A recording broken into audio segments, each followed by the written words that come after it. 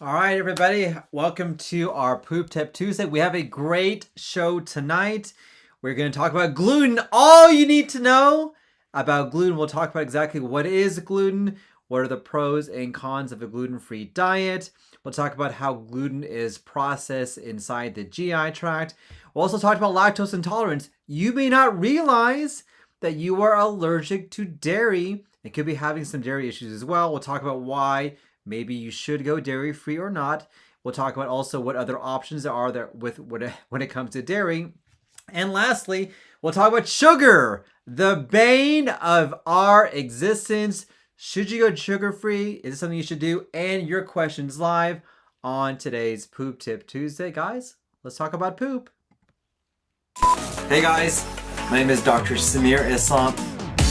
My passion is to give you tips and tricks to help out with your gut health. I grew up in a small town called Odessa, Texas. You may have known that from the movie Friday Night Lights or even the TV show. I did my undergrad at the University of Texas at Austin, go Longhorns, and I did my GI fellowship training at the Mayo Clinic. So guys, let's talk about poop.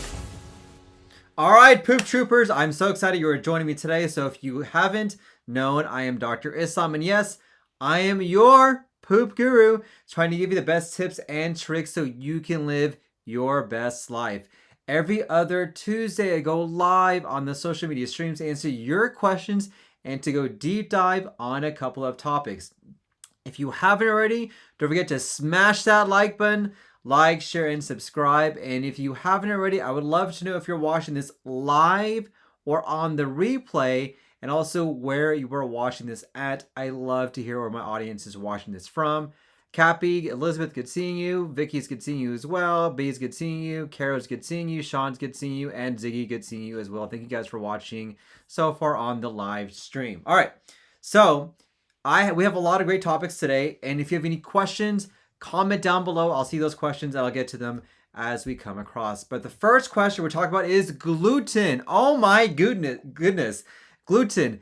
Is gluten freedom good for everyone? Let me know in the comments. Have you heard about gluten-free diets? Have you heard about the dangers of possibly eating gluten-rich foods? Are you confused about what to do about gluten? It is such a very common issue. Let's deep dive right now. So question number one, what the heck is gluten? Let me know in the comments down below. Have you heard of gluten? Do you know what this is? Well, gluten is actually part of the components of certain foods that we eat, mainly being rye, barley, and wheat. It is a protein found in those particular ingredients. Now, as you have gluten, it is made up of mainly two main proteins in this particular substance, gliadin and gluten. Now, gliadin is the issue that a lot of people have whenever they have gut issues. So, for example, if you have gluten intolerance or an autoimmune condition called celiac disease, this gliadin actually helps to attack your GI tract. Your body responds to this by attacking itself and causing diffuse inflammation to occur, which can manifest in some individuals as diarrhea, bloating, upset stomach, indigestion, and also anemia, vitamin deficiencies, and things like that. So gluten actually is a substance in certain foods that for some individuals are hard to digest or actually can cause an autoimmune disease or an autoimmune reaction as well. So question number two, hey Dr. Islam, what are the pros and cons of a gluten-free diet? Well, let's talk about this. So some people recommend being on a gluten-free diet because they feel so much better. And it's true. There are a good number of individuals in which their gut issues goes away just like that when they're on a gluten-free diet. And so it does help out for some individuals who especially may be gluten sensitive or even have the condition called celiac disease, which is an autoimmune disease in which your body actually attacks itself. And so it does help out. And even if you don't have these issues, sometimes eliminating those foods that have gluten in them, which include things that we enjoy, like donuts, yeah, I love donuts, or cupcakes, or really, really heavy carbs, they have other substances in them which are very difficult to digest, which can make people feel better.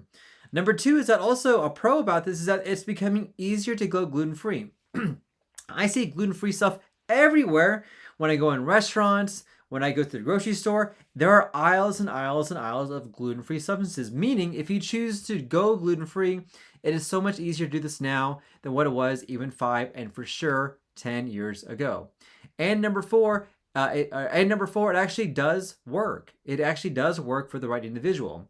And you're able to eliminate those foods which should make you have gut issues for a lot of our patients who have gut issues. Now, what are the cons? So number one is that it tends to be a pretty restrictive diet. Even though it's very common to have gluten-free foods, it does restrict the amount of foods that you can eat. And so some individuals, it can become so restrictive where they're restricting everything, and it can be very hard to live a life that's enjoyable when you're eliminating so many foods. Number two is going gluten-free automatically does not mean it's going to help out with your gut issues. There are a number of patients, in fact, a good number of patients who try going gluten-free, makes no difference whatsoever. They don't feel any different. And so it actually may not have help the issues of what is going on. Number three, going gluten-free does not mean you're becoming more healthier. Absolutely not.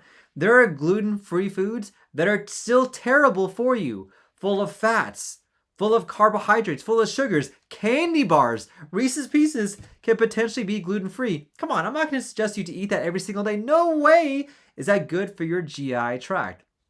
And number four, going gluten-free, there is a risk of losing certain nutrients.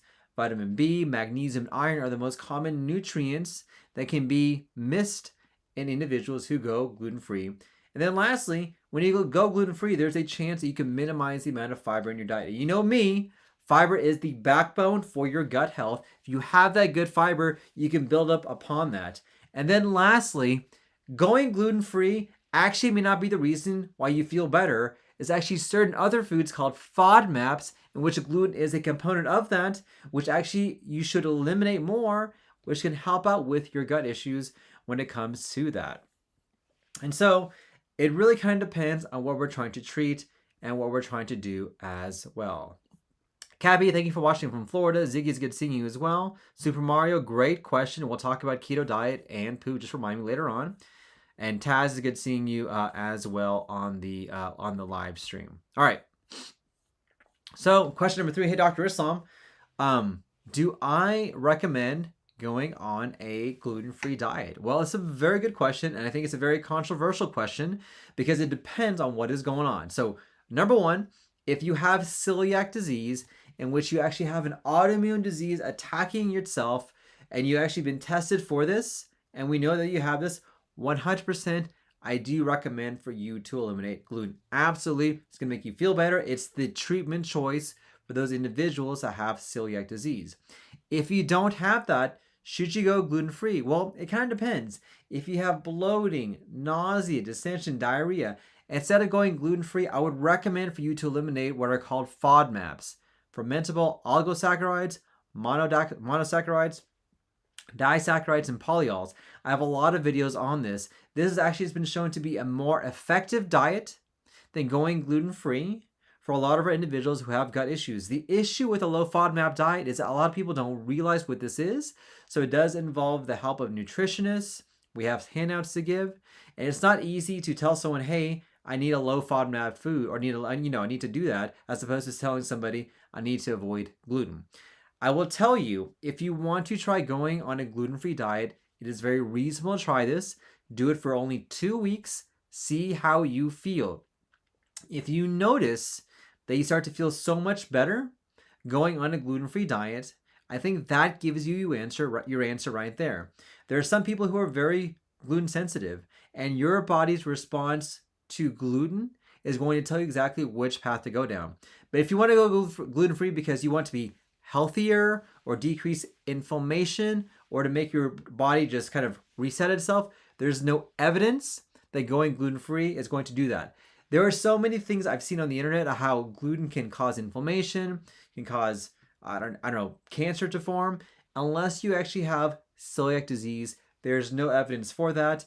And unless you have gut issues, there's no reason to go gluten-free. So don't believe the hype. Listen to people who actually know what they're talking about, yours truly, and make sure you understand the science. But if you want to try it for 2 weeks, see how you do, and see what your response is to that. All right. So Super Mario 580, I want to talk about your question. You're warning about the keto diet and pooping. Well, I can tell you that the keto diet, I am not a fan of the keto diet at all. I do not think it is good for your gut. I don't think it's good for pooping, and I'm not a fan at all. And the benefits that you may get with a keto diet are not really there. They're not long term and they're not long lasting as well. These are one of those diets that I think is going to be a fad. We don't have any good evidence that it helps, except for certain conditions like epilepsy. We know it does help, and it is very hard to sustain that. And having that much fat in your diet is not good for your gut microbiome. It's not good for your health, and we don't know the long-term consequences for that. And it can make your pooping terrible. Keto constipation, come on, that is terrible, and I don't want you to suffer from that. And I have a couple of videos on what to do for that as well. All right, thank you guys. Karima, thank you for watching. Amy, thank you for watching on the live stream as well. All right, so if you're joining for the first time, my name is Dr. Islam, and every Tuesday I go live on the social media channels to answer your questions you guys may have live for me and to go deep dive on a topic as well. If you haven't already, let me know if you're watching this live or on the replay, and also let me know where you're watching this at as well. All right, question number 2, lactose. Oh, yes. What exactly is lactose intolerant? Well, in essence, this is the inability to digest foods that have lactose, which include things like dairy, cheese, ice cream. Now, a lot of people don't realize they're lactose intolerant. We have an enzyme in our small intestine called lactate that helps to break down the lactose and to bring it down into its smallest components. We typically have this whenever we're young, though there are some individuals that are lactose intolerant when they're young. But a good majority of us over time lose that enzyme. And so when you lose that enzyme, you cannot digest dairy, which means when you digest dairy, it's almost as if a bomb goes off in your belly, in which you have a lot of bloating, distension, nausea, and diarrhea. Comment down below, let me know if you're like this, because that is actually what happened to me. And that's how I realized later on in life, I am lactose intolerant. I started to have a lot of bad gut issues when I ingested dairy. I'm like, what the heck? I love having dairy. I love having dairy with my food. What is going on? And I came to realize, oh man, I am lactose intolerant. That is not fun. And it is a consequence that occurs as we get older, in which you lose that enzyme that's there. So question number 2, does going dairy-free help everyone, even if they aren't lactose intolerant? Here are my thoughts. Number 1, there's actually no need for you to have dairy. Oh, yes, controversial statement, but it is true. Dairy doesn't really give you the vitamins that you need. That is all marketing from the milk companies. No, you don't need dairy for the vitamins that are there. You can get vitamin D and calcium from other sources, whether it's food, taking a vitamin B supplement, exercising, going outside. You don't need milk or dairy to give you that vitamins that you need. So in my opinion, I don't think you need to be on dairy. And for anyone who has gut issues, the first thing, the number 1 thing I tell you to stop is to stop dairy. Bloating, diarrhea, constipation, reflux, feeling bad, get rid of dairy. It's the first and easiest thing that I would recommend, and I think that you're going to feel better. You don't need to have dairy, guys. I would recommend for you to eliminate dairy no matter what, because you don't need it. Now, if you happen to enjoy the taste of milk, okay, that's fine. Keep in mind, though, the milk has a lot of sugar content in it. Have you read the labels? Oh my goodness, there's so much sugar in dairy. It also has a lot of calories as well. So keep that in mind. You may like milk, not because of the milk, but because of the sugar addiction, which we'll talk about in topic number 3. Patricia, it's good seeing you. Thank you for watching from Australia. All right. Amy, thank you for, yes, I'm the same way as well. And Amy, thank you. I definitely suffer from lactose intolerant. You and me both, kid. You and me both.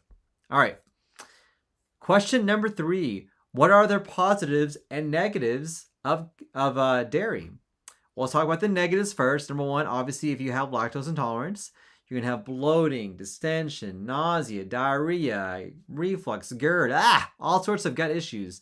Number two, there are a good number of people that don't realize that some of the extra GI manifestations may be from dairy, whether it's nasal issues, whether it's skin issues, whether it's hair issues. There are individuals that may not have necessarily the gut issues, but they may also only have the extra GI symptoms of that.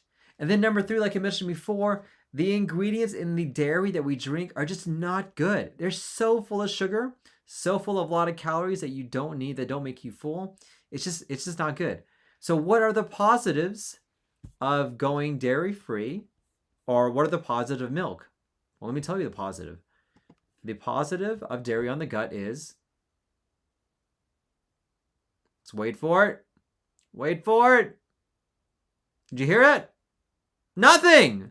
No, there is no positive benefit of dairy on the gut. There absolutely is not whatsoever. And so my recommendation, guys, just eliminate dairy. I'm telling you, you're going to feel better. Some of your gut issues may get better, and you don't need the calcium or vitamin D from dairy. It's all marketing. It's all hype. Let me know in the comments what you guys think. Do you agree with me? Do you disagree with me? Do you think I'm crazy? Or have you had that same experience with dairy yourself? I'd love to hear your comments down below. All right. So, question number 3, or topic number 3, sugar. What does going sugar-free set you free from? So question number 1, hey, Dr. Islam, what's the big deal about sugar? What's going on? Why is sugar so bad for you? Well, there's a lot of reasons why. Number 1, it's just so freaking addictive. Your body and your mind, and certainly your appetite, loves sugar. Back in the olden days when we were cave people, we loved that sugar because that sugar gave us enough fat and enough calories to allow us to store that so we wouldn't have to worry about starving in case we couldn't find a woolly mammoth. But sugar is such an addictive substance, but it's not only addicted to your body, it gets addicted to your mind. Have you noticed people who sometimes have that sugar craving that I have to have some sugar, or I have to have some sort of sugary sweet? That is literally like your body reacting to a drug. It is so addicting. And the problem with sugar, number 1, is that there's way too much of this in every single food, whether it's things like ketchup, chips, obviously donuts. Number 2 is that you only need a small amount, if any. And number 3, we have way too much sugar in everything that it leads to so many different medical conditions like diabetes, heart failure, high blood pressure, because that craving for more and more sugar is what gets you. Sugar is not dangerous alone, but it's a combination of sugar in the foods that are bad for you that is really dangerous. So for example, having sugar, all right, I can understand that. But when you add sugary foods to things like donuts or pies, or even carbohydrates like bread, this is what causes the cravings to occur, to want you to have more and more of those nutrient poor, calorie rich foods. So you actually end up eating more than what you should and not getting the nutrient benefit of that. It is really, really not good. Let me know in the comments down below, have you had that same feeling when it comes to sugar as well? Because I used to be a sugar addict, and it really, really, really got to me whenever I had that. And I'm telling you, it's really, really hard to quit. Patricia, it's good seeing you, and I'll talk to you about how to get enough calcium for no dairy in a little bit. Ronala, thank you for watching as well. And I appreciate you watching on the live stream as well. All right. So question number 2. So Dr. Islam, what are the positives from limiting your sugar intake? Let me know in the comments what you guys think. Have you gone sugar-free? And what do you think the positives are? Because there are a ton of them. Number 1, I can tell you will feel so much better. You're not going to get this kind of up and down mood whenever you have sugar, then you crash. Have sugar, and then you crash. Have sugar, then you crash. You know what I'm talking about, because I felt the same way whenever I was sugar addicted. I felt like this high when I had sugar, and then I knew that this crash was going to come on, and that crash kept on getting lower and lower. So I'd have more and more sugar. You're just going to feel better, kind of more of a stable mood. Number 2, you're going to have less risk for these medical conditions that are caused from high sugar intake. So less risk for diabetes, less risk for fatty liver disease, less risk for gut issues, high blood pressure, less risk for cancer, obesity, so many things that can be rooted down into our over excess of sugar intake. And number three, your body will thank it itself because you'll be able to lose weight quicker. You'll be able to get in shape faster. You'll be able to get in terms of the type of microbiome that you want as well. And a lot of your gut issues and other issues will start to slowly melt away whenever you do that. And then lastly, I'll be honest with you, that feeling of control that you have, that you know, yes, I'm going to control what is going in my body. I am not going to let my body or my addictions dictate what I'm going to eat. That control is critical. I think it's a keystone habit for a lot of other things that you may be struggling with as well.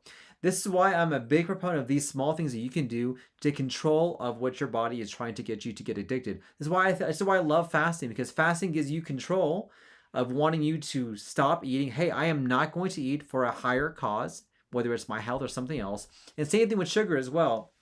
I am not going to get addicted to sugar, so I don't have to have that sweetness that's there. Now, I understand it may be difficult to cut that sugar addiction. Absolutely. So this leads to question number 3. Hey, Dr. Islam, I'm going to try and cut sugar.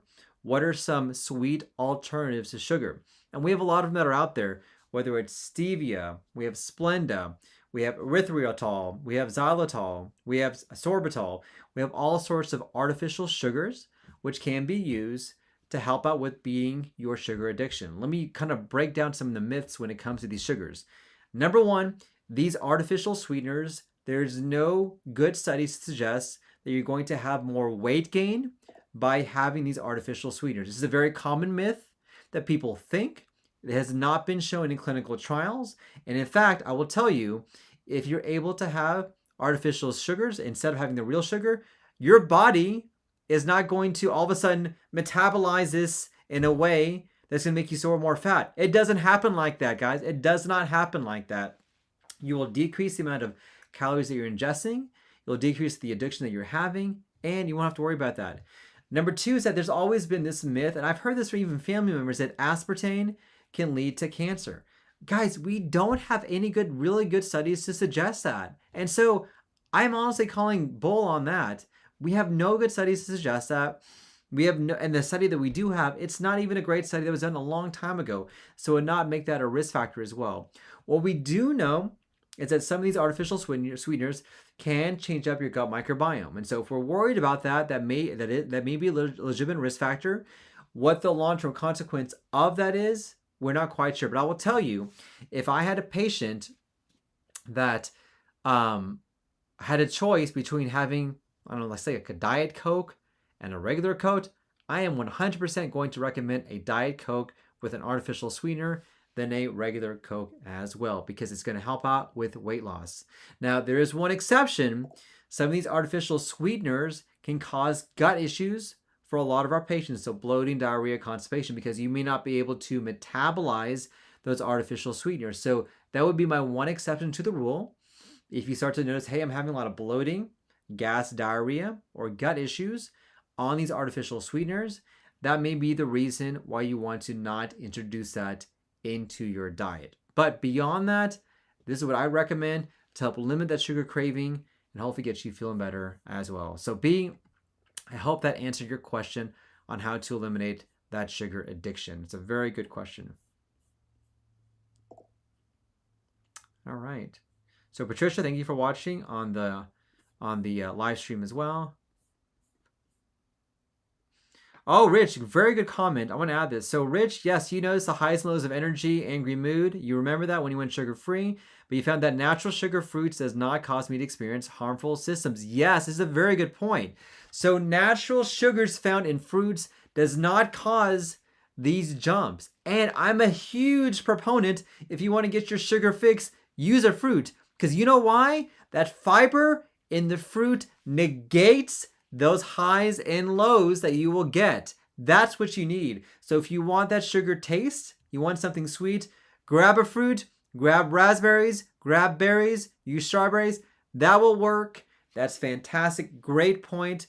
You will maintain your insulin level.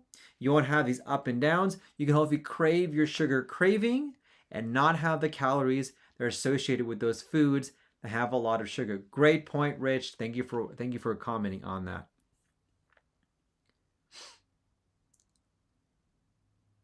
Perfect. Miss Cow, to you, I love that. There are no that's a good comment. You're exactly right on that. So Cappy lives with stevia. Yes, I think stevia is good. That's a very good substitute for artificial for sugars as well. If you want to add stevia as a way to help minimize your sugar intake, I think that's a fantastic option. I personally don't like the taste of stevia, so I don't use it. But I know other people do perfectly fine. Monk foods and people use that as well. All right. Perfect.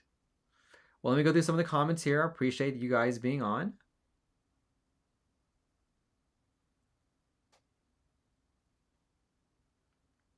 So Patricia, you had a question here.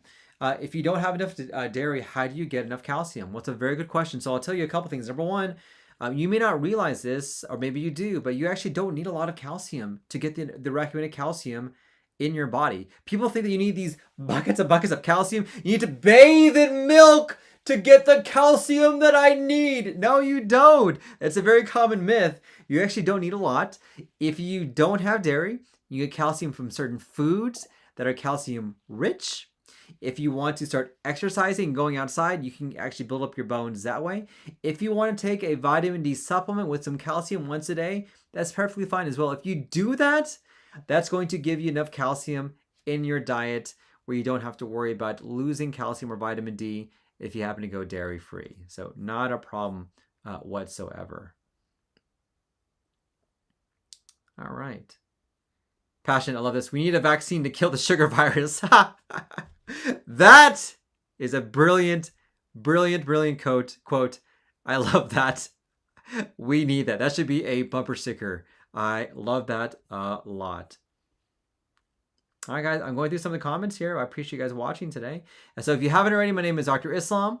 I do a Poop Tip Tuesday every other Tuesday. My next one will be in about 2 weeks. We have a great topic for you. If you want to know when I'm going live, couple things, smash that like button, like your page, join my email newsletter where you'll get an email about the topics. We'll put a link down below. And that way you can get more information on that as well. All right, guys, I think we've gone our route. I want to thank you guys for watching. I appreciate all of you guys. Hope you guys are having a great day. If you have a topic for us, send me a DM. And don't forget to subscribe to our weekly newsletter. And guys, I am a poop doctor. Don't forget, let's talk about poop. Have a great day. Have a happy Tuesday. See you guys on future videos. Appreciate all you guys. And I appreciate you guys letting me take care of you. Have a great day. Thanks, everybody.